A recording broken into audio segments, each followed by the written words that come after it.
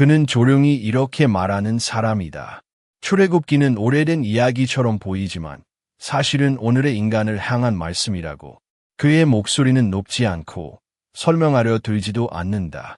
다만 오래 묵상한 사람이 지닌 느린 확신으로 성경의 첫 장면을 다시 펼쳐 보인다. 이스라엘 백성은 노예였다. 그 말은 단순한 역사적 정보가 아니다. 하루의 시작과 끝이 타인의 명령에 묶여 있었고 자신의 시간과 몸과 꿈을 스스로 결정할 수 없던 존재들이었다. 벽돌을 굽고 숫자를 맞추고 채찍 아래에서 하루를 버텨야 했던 사람들. 그들의 삶에는 내일에 대한 계획이 없었고 미래에 대한 질문조차 사치처럼 느껴졌을 것이다. 그러나 그는 성경을 이렇게 읽지 않는다. 성경은 그들의 고통을 먼저 설명하지 않는다. 그보다 앞서 하느님의 태도를 기록한다고 말한다. 하느님은 그들의 신음소리를 들으셨고 그 부르짖음을 외면하지 않으셨다. 이 문장은 단순한 위로의 문장이 아니다. 하느님이 어떤 분이신지를 드러내는 선언이다. 하느님은 침묵 속에 계신 분이 아니다. 인간의 고통을 관찰하는 관중도 아니고 역사의 흐름을 멀리서 조정하는 차가운 존재도 아니다. 하느님은 들으시는 분이다. 신음소리, 말이 되지 않는 탄식, 기도라고 부르기조차 어려운 절망의 숨소리까지도 귀 기울이시는 분이다. 그래서 출애굽은 기적의 연속이기 전에 하나의 태도 선언이다. 하느님은 인간의 고통을 그냥 지나치지 않으신다는 선언. 인간이 체념해버린 자리에서도 여전히 응답하시는 분이라는 고백. 그는 이 점을 강조한다. 출애굽기는 어떻게 바다가 갈라졌는가 보다 먼저 이 하느님이 움직이셨는가를 묻는 책이라고. 이스라엘은 스스로를 구하지 않았다. 그들은 혁명을 준비하지도 않았고 체제를 전복할 계획을 세우지도 않았다. 오히려 성경은 그들이 점점 침묵의 가슴을 암시한다.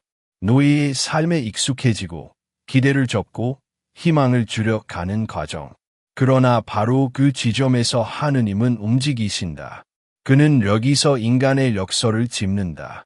인간은 고통 속에서도 익숙함을 택하고 자율보다 예측 가능한 억압을 선택한다.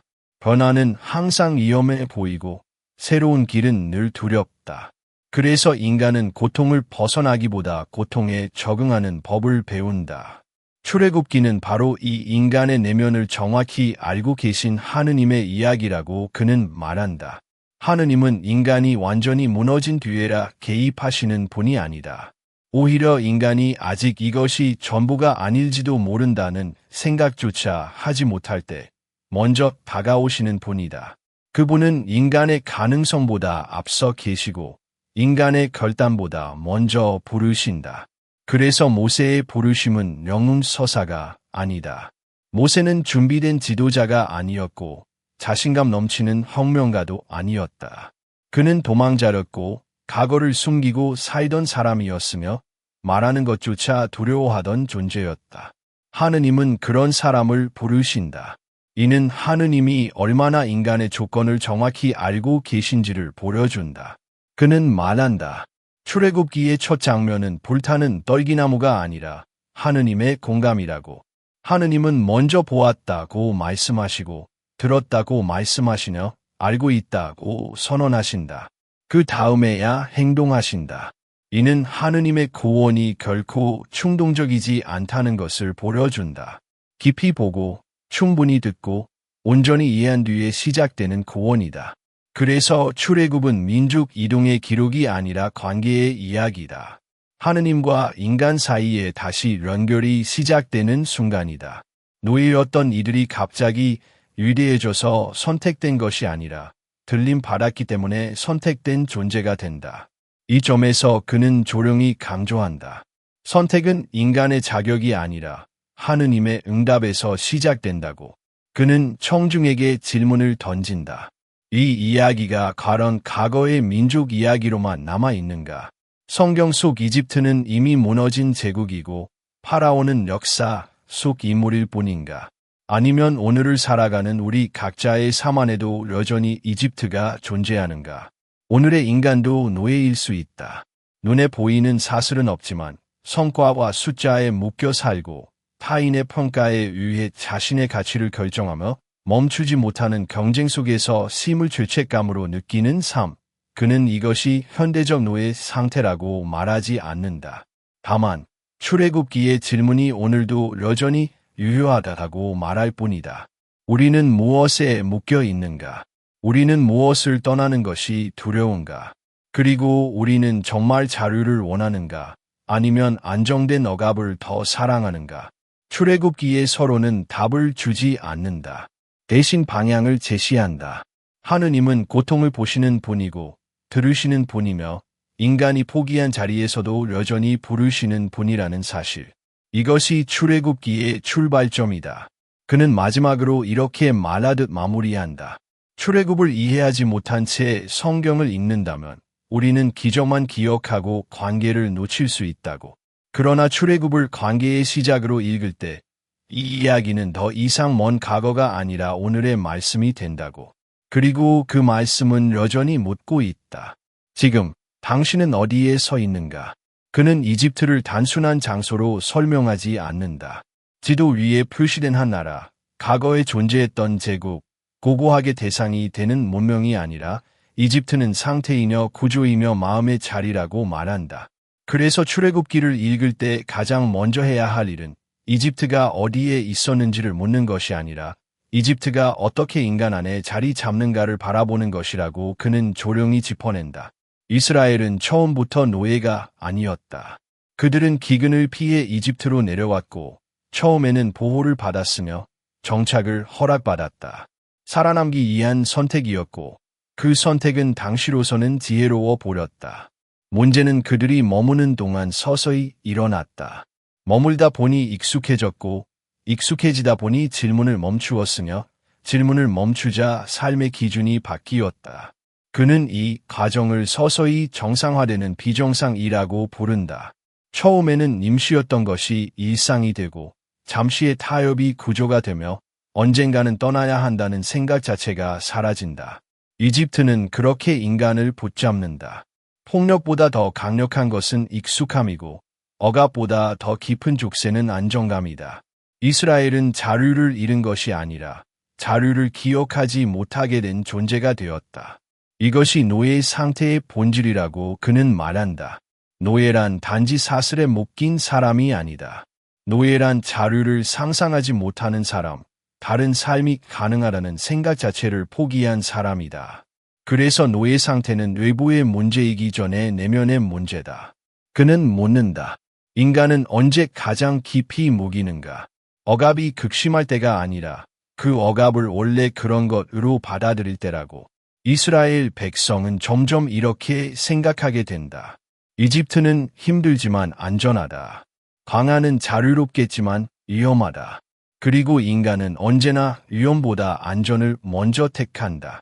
그래서 출애굽기의 갈등은 단순한 정치적 해방의 문제가 아니다. 하느님과 이스라엘 사이의 가장 큰 간극은 바로 여기서 드러난다. 하느님은 자유를 약속하시지만 인간은 안정을 원한다. 하느님은 새로운 삶을 부르시지만 인간은 익숙한 고통을 붙잡는다. 그는 이 장면에서 하느님의 개입이 얼마나 급진적인지를 강조한다. 하느님은 인간이 아직 도움을 요청하기 전에 움직이신다. 그분은 인간이 체념해버린 자리에서 개입하신다. 이것이 내 전부가 아니다. 이 말씀은 이루이기 전에 도전이며 런민이기 전에 단호한 선언이다. 하느님은 노예의 삶을 정상으로 받아들이지 않으신다. 인간이 아무리 그 상태에 적응하고 합리화하고 스스로를 설득하더라도 하느님은 그것을 정상으로 인정하지 않으신다. 이것이 출애굽의 시작이다. 바다가 갈라지기 전에 이미 시작된 출애굽, 인간의 현실을 향한 하느님의 거부에서 시작된 출애굽이다. 그는 말한다. 하느님은 인간의 현실에 공감하시지만 그 현실에 동의하지는 않으신다고. 하느님은 인간의 고통을 이해하시지만 그 고통에 머물도록 허락하지 않으신다. 그래서 하느님의 사랑은 종종 불편하다. 왜냐하면 그것은 인간이 안주한 자리를 흔들기 때문이다. 이집트는 구조이기도 하다. 개인의 문제가 아니라 집단과 시스템의 문제다. 파라오는 한 사람이지만 이집트는 하나의 체계다. 노동을 효율로만 계산하고 인간을 숫자로 환원하며 생명을 생산성 아래에 두는 구조. 그는 이것이 특정 시대에만 존재했던 구조가 아니라고 말하지 않는다. 다만 성경이 이런 구조를 어떻게 바라보는지를 보여준다고 말한다. 성경은 이집트를 암화하지 않는다. 그러나 분명히 선을 긋는다. 인간을 소모품으로 만드는 구조, 생명을 수단으로 전락시키는 체계는 하느님의 질서가 아니라는 점을 분명히 한다. 그리고 하느님은 그런 구조 안에서 고통받는 이들의 편에 서신다. 그는 여기서 중요한 차이를 짚는다. 하느님은 파라오를 설득하지 않으신다. 그분은 체제를 조금 개선하는 데서 멈추지 않으신다. 하느님은 인간을 그 구조에서 꺼내시는 분이다. 그래서 출애굽은 개혁이 아니라 탈출이며 조정이 아니라 단절이다. 이 점이 출애굽을 불편하게 만든다. 왜냐하면 출애굽은 항상 무언가를 포기하게 만들기 때문이다. 안정, 예측 가능성, 익숙한 질서, 이 모든 것을 내려놓지 않고서는 출애굽은 시작되지 않는다. 그는 조용히 이렇게 덧붙인다. 인간은 종종 하느님께 조금만 더 나은 이집트를 요구한다고. 그러나 하느님은 이집트 밖의 삶을 제안하신다고. 이 차이를 이해하지 못하면 인간은 광야에서 끊임없이 불평하게 된다. 출애굽의 시작은 바다를 가르기 전이 아니다. 모세가 지팡이를 들기 전도 아니고 재앙이 시작되기 전도 아니다. 출애굽의 시작은 노예의 삶을 정상으로 받아들이지 않으시는 하느님의 시선에서 시작된다. 그 시선이 인간을 깨우고 질문하게 만들며 결국 움직이게 한다. 그는 이 대목에서 청중을 향해 묻는다. 지금 우리의 삶 속 이집트는 무엇인가? 우리가 어쩔 수 없다고 말하며 받아들이고 있는 것은 무엇인가? 그리고 우리는 정말 자유를 원하고 있는가? 아니면 불편한 자유보다 익숙한 억압을 더 사랑하고 있는가? 이 질문에 즉각적인 답은 없다. 출애굽기는 서두르지 않는다. 다만 방향을 제시한다. 하느님은 인간이 체념한 자리를 그냥 두지 않으신다는 것, 그리고 그 자리를 떠나도록 부르신다는 사실. 그는 마지막으로 이렇게 말하듯 이 부분을 마무리한다. 이집트를 장소로만 읽는 사람은 출애굽을 과거에 가둔다. 그러나 이집트를 상태로 읽는 사람은 출애굽을 현재로 끌어온다. 그리고 바로 그 지점에서 출애굽기는 오늘의 말씀이 된다. 그는 광야를 이상화하지 않는다. 광야를 영적 성숙의 낭만적인 무대로 포장하지도 않고 침묵과 고류가 자동으로 거룩함을 만들어내는 장소처럼 말하지도 않는다. 그의 말 속에서 광야는 언제나 현실적이다. 뜨겁고 건조하며 방향을 잃기 쉬운 공간. 무엇보다 인간의 내면이 여과 없이 드러나는 자리다. 그래서 그는 광야를 불평과 불안, 후회가 끊이지 않는 공간이라고 조용히 정의한다. 이스라엘 백성은 자유를 얻자마자 이렇게 말한다.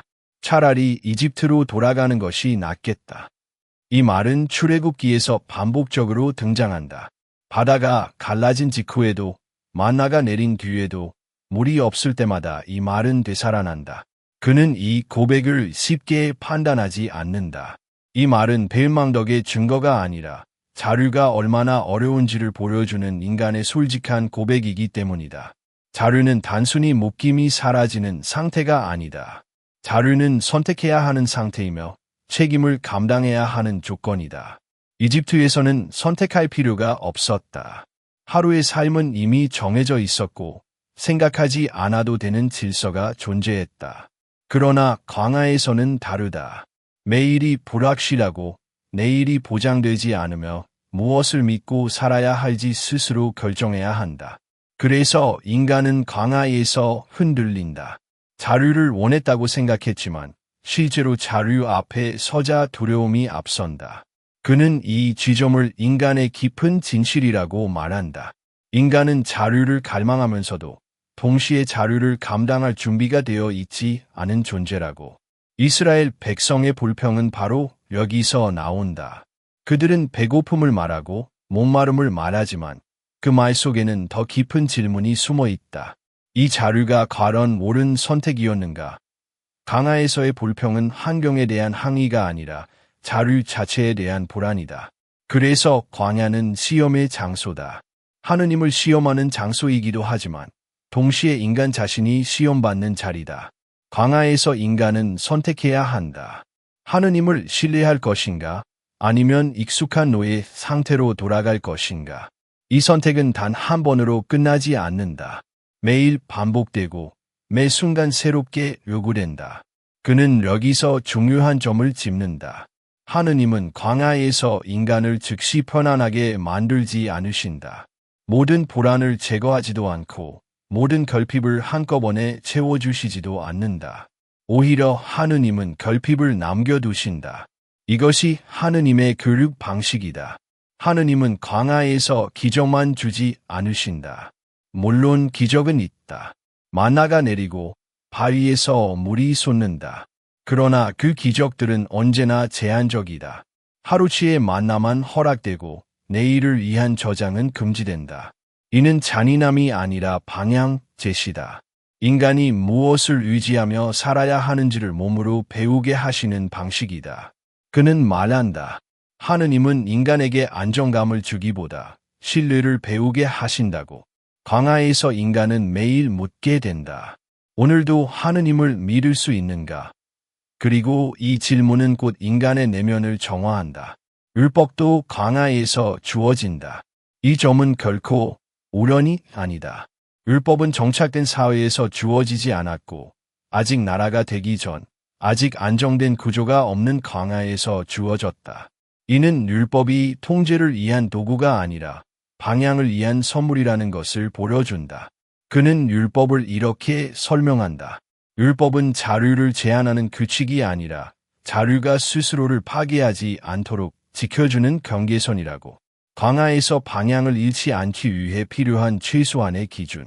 하느님은 인간이 자유를 남용하지 않도록 그리고 다시 노예 상태로 돌아가지 않도록 길을 가르치신다. 광야는 그래서 교육의 장소다. 이집트에서 형성된 사고방식이 해체되고 새로운 정체성이 천천히 형성되는 시간. 그러나 이 교육은 빠르지 않다. 40년이라는 시간은 거리의 문제가 아니라 내면의 속도를 의미한다. 인간이 바뀌는 데 필요한 시간이다. 그는 강조한다. 하느님은 인간을 빠르게 데려가시는 분이 아니라 깊이 데려가시는 분이라고. 목적지에 도달하는 것보다 그 길에서 어떤 사람이 되는지가 더 중요하기 때문이다. 그래서 광야는 실패의 장소이기도 하다. 이스라엘은 여러 번 넘어지고 여러 번 불순종하며 여러 번 되돌아가고 싶어 한다. 그러나 하느님은 그 실패를 이유로 포기하지 않으신다. 오히려 그 실패 속에서 다시 길을 가르치신다. 그는 말한다. 하느님은 인간을 편안하게 만드는 분이 아니라 자유롭게 만드는 분이라고. 편안함은 지금의 상태를 유지하게 하지만 자유는 지금의 상태를 넘어서게 한다. 그래서 하느님의 인도는 종종 불편하고 이해하기 어렵다.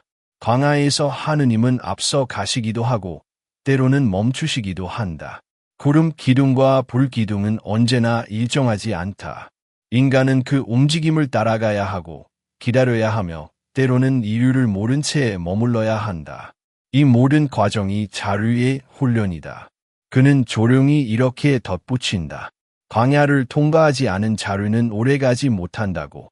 이집트에서 바로 약속의 땅으로 들어갔다면 이스라엘은 여전히 노예의 사고방식을 버리지 못했을 것이라고. 그래서 광야는 피해야 할 구간이 아니라 반드시 거쳐야 할 과정이다. 불편하지만 필요한 시간, 불확실하지만 의미 있는 여정. 하느님은 인간을 그곳에 버려두지 않으시고 끝까지 동행하신다. 그는 이 부분을 이렇게 마무리하듯 말한다. 광야는 인간이 하느님을 처음으로 신뢰하는 법을 배우는 자리이며 동시에 하느님이 인간을 끝까지 포기하지 않으신다는 사실을 가장 분명히 드러내는 장소라고. 그리고 바로 그 광야에서 자유는 비로소 인간의 것이 되기 시작한다고. 시나이 산에서 하느님은 말씀하신다. 나는 너를 이집트에서 이끌어낸 주님이다. 그는 이 문장이 계명의 서문이라는 사실에 오래 머문다. 계명은 명령으로 시작되지 않는다. 요구로 열리지도 않는다. 먼저 기억을 부른다. 누구의 말인가, 어떤 관계에서 나오는 말씀인가를 분명히 한다. 하느님은 자신을 소개하실 때 창조주나 심판자로 먼저 나타나지 않으신다. 해방자로 자신을 밝히신다. 이미 이끌어내신 분으로, 이미 관계를 시작하신 분으로 말씀하신다. 그래서 계명은 여기서 시작된다. 하지 말라가 아니라 나는 너를 자유롭게 했다에서 출발한다. 이 순서를 바꾸면 계명은 억압이 되지만 이 순서를 지키면 계명은 길이 된다. 그는 이 점을 조용히 그러나 분명하게 강조한다. 하느님의 계명은 인간을 통제하기 위한 장치가 아니라 이미 해방된 존재가 자유를 잃지 않도록 붙들어주는 방향표지라고. 그는 계명을 울타리에 비유한다. 울타리는 안과 밖을 가르는 경계이지만 동시에 보호의 구조다. 울타리가 없을 때 자유는 더 넓어지는 것처럼 보이지만 사실은 쉽게 길을 잃는다. 인간은 자유로워졌지만 아직 자유를 다루는 법을 모른다. 그래서 하느님은 울타리를 세우신다. 가두기 위해서가 아니라 지키기 위해서다. 울타리는 자유의 적이 아니라 동반자다. 신하위에서 주어진 계명은 낯설다. 자유를 얻은 직후에 규칙이 주어지기 때문이다. 인간의 기대와는 다르다. 인간은 자유 다음에 무규칙을 기대한다. 아무것도 요구되지 않는 상태를 자유로 오해한다. 그러나 하느님은 다른 길을 제시하신다. 자유는 무질서가 아니며 관계없는 독립도 아니다. 자유는 올바른 관계 안에서만 지속될 수 있다. 그래서 하느님은 관계의 규칙을 주신다. 첫째는 하느님과의 관계다. 다른 신을 두지 말라는 말은 단순한 종교적 배타가 아니다. 이는 인간이 무엇을 최종 기준으로 삼고 살아갈 것인지를 묻는 질문이다. 인간은 언제나 무엇인가를 절대화한다. 성공, 안전, 권력, 인정. 하느님은 인간이 다시 이집트를 신으로 삼지 않도록 삶의 중심을 분명히 하라고 요청하신다. 둘째는 이웃과의 관계다. 살인하지 말라, 도둑질하지 말라, 거짓 증언하지 말라는 계명은 단순한 도덕 규범이 아니다. 이 계명들은 공동체의 자유를 지키기 위한 최소한의 약속이다. 한 사람의 자유가 다른 사람의 생명과 존엄을 침해하는 순간 자유는 파괴로 변한다. 하느님은 공동체가 다시 강자의 논리로 돌아가지 않도록 관계의 질서를 세우신다. 셋째는 자기 자신과의 관계다.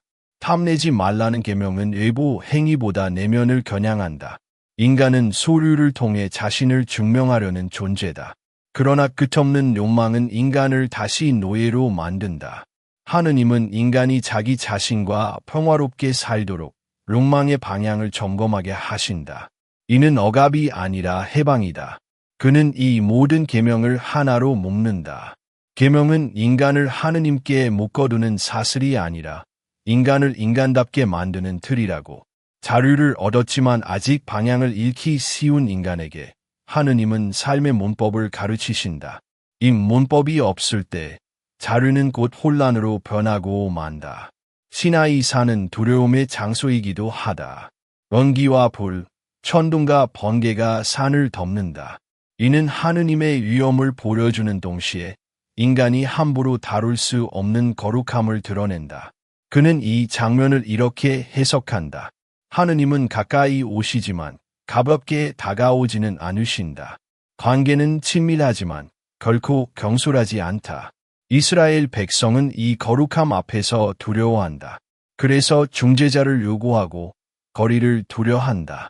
인간은 언제나 거룩함과 일정한 거리를 유지하려는 유혹에 빠진다. 그러나 하느님은 계명을 통해 그 거리를 관계로 바꾸신다. 두려움의 거리를 책임의 관계로 전환하신다. 그는 계명이 선물이라는 점을 거듭 강조한다. 선물은 사용법을 필요로 한다. 사용법을 무시하면 선물은 오히려 상처가 된다. 자유도 마찬가지다.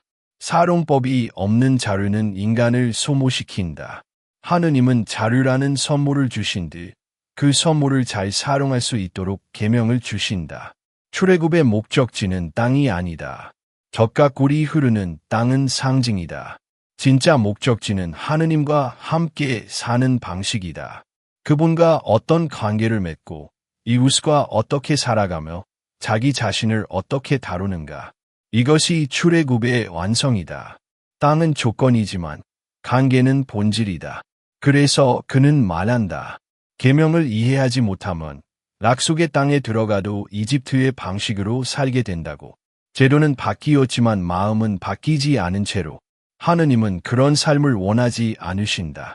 하느님은 장소의 이동이 아니라 삶의 전환을 원하신다. 시나이에서의 계명은 끝이 아니라 시작이다. 자유를 얻은 후에야 비로소 시작되는 배움의 길, 실패와 반복, 넘어짐과 회복을 포함한 긴 여정. 계명은 그 여정에서 길을 잃지 않게 해주는 기준선이다. 그는 이 부분을 이렇게 마무리한다. 계명은 인간을 묶는 것이 아니라 인간을 지키는 약속이며 자유를 가르는 것이 아니라 자유가 스스로를 파괴하지 않도록 보호하는 은총이라고. 그리고 그 은총 안에서 인간은 비로소 하느님과 함께 사는 법을 배워 간다고. 그는 마지막에 이렇게 말하는 사람이다. 출애굽은 한 번 일어난 사건이 아니라 과거의 한 장면으로 봉인된 이야기가 아니라 지금도 반복되고 있는 부르심이라고. 그의 목소리는 결론을 선언하기보다 질문을 남기는 쪽에 가깝다. 끝맺음이 아니라 다시 시작하게 만드는 말이다. 인간은 자유를 얻고도 다시 이집트를 만든다. 사슬은 눈에 보이지 않게 바뀌고 채찍은 제도와 습관의 이름으로 숨는다. 더 효율적인 삶, 더 안전한 구조, 더 예측 가능한 내일을 위해 인간은 스스로를 다시 묶는다. 그리고 어느 순간 그것이 노예 상태였다는 사실조차 인식하지 못하게 된다. 그는 이 반복을 인간의 비극이라 부르지 않는다. 오히려 인간의 연약함이라고 말한다. 인간은 자유를 꿈꾸지만 동시에 자유를 견디지 못한다. 선택의 책임, 불확실성의 무게, 실패의 가능성 앞에서 인간은 다시 계산하기 쉬운 삶으로 돌아가고 싶어 한다. 그래서 출애굽 이후에도 인간은 끊임없이 이집트를 재건한다. 광야 역시 마찬가지다. 인간은 광야를 통과했음에도 광야를 두려워하는 법을 잊지 못한다. 불확실한 길, 당장의 답이 없는 시간, 기다려야 하는 침묵 앞에서 인간은 다시 불안해진다. 그래서 이미 자유를 경험했음에도 다시 과거를 그리워한다. 이집트의 음식과 질서, 비록 억압적이었지만 익숙했던 그 구조를 미화한다. 그는 이 장면에서 인간을 꾸짖지 않는다. 오히려 하느님의 인내를 드러낸다. 인간이 다시 이집트를 만들고 다시 광야를 두려워하며 다시 하느님을 시험할 때조차 하느님은 관계를 끊지 않으신다. 그분은 실망하시지만 포기하지 않으시고 침묵하시지만 떠나지 않으신다. 하느님은 앞서 가신다. 인간이 아직 움직일 준비가 되지 않았을 때도 먼저 길을 여신다. 구름 기둥과 불 기둥은 인간의 속도에 맞추지 않는다. 하느님은 인간의 계산보다 앞서 계시며 인간의 이해를 기다리지 않고도 인도하신다. 그러나 동시에 하느님은 기다리신다. 그는 이 기다림을 하느님의 가장 큰 사랑이라고 말한다. 하느님은 인간이 따라오지 못한다고 해서 길을 바꾸지 않으신다. 대신 멈추시고 돌아보시고 다시 부르신다. 여기가 아니다. 아직 끝나지 않았다. 이 부르심은 강요가 아니라 초대다. 때로 하느님은 돌아오라고 부르신다. 인간이 길을 잃고 스스로 만든 이집트에 안주할 때 하느님은 조용히 질문하신다. 정말 이것이 내가 원하던 자유인가? 이 질문은 판단이 아니라 각성이다. 하느님은 인간을 몰아붙이지 않고 기억을 깨우신다. 처음 부르심의 순간, 처음 해방의 기쁨을 다시 떠올리게 하신다. 그래서 출애굽기는 역사책이 아니다. 런대기를 기록한 문서도 한 민족의 기원을 설명하는 자료도 아니다. 출애굽기는 신앙의 거울이다. 인간이 이 이야기를 읽을 때마다 자신의 현재를 비추어 보게 만드는 거울이다. 이 거울 앞에서 인간은 과거의 이스라엘을 판단할 수 없다. 대신 자기 자신을 보게 된다. 그는 말한다. 출애굽기를 읽으면서 그들은 왜 그렇게 불평했을까라고 묻는 순간 우리는 이미 이 이야기를 놓치고 있다고.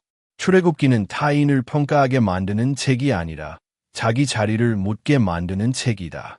지금 내가 서 있는 자리가 어디인지, 내가 무엇을 두려워하고 있는지, 내가 무엇에 익숙해져 있는지를 묻게 한다. 그래서 그는 조용히 청중에게 남긴다. 지금 당신이 있는 곳은 어디인가? 이집트인가? 광야인가? 아니면 약속의 땅을 향해 걷고 있는 길 위인가? 이 질문에는 정답이 없다. 어느 자리든 부끄러움의 대상이 아니기 때문이다. 중요한 것은 그 자리를 하느님 앞에서 인식하고 있는가 하는 점이다. 이집트에 있다면 아직 떠날 용기가 필요하다. 광야에 있다면 아직 신뢰를 배울 시간이 남아있다. 길 위에 있다면 아직 완성되지 않았음을 받아들여야 한다. 하느님은 어느 자리에서든 함께 계신다. 그분은 특정 단계에 있는 사람만의 하느님이 아니다. 출애굽은 그래서 끝나지 않는다. 약속의 땅에 들어갔다고 해서 출애굽이 완성되는 것도 아니고 광야를 건넜다고 해서 더 이상 선택이 필요 없는 것도 아니다. 출애굽은 매일의 삶 속에서 반복된다.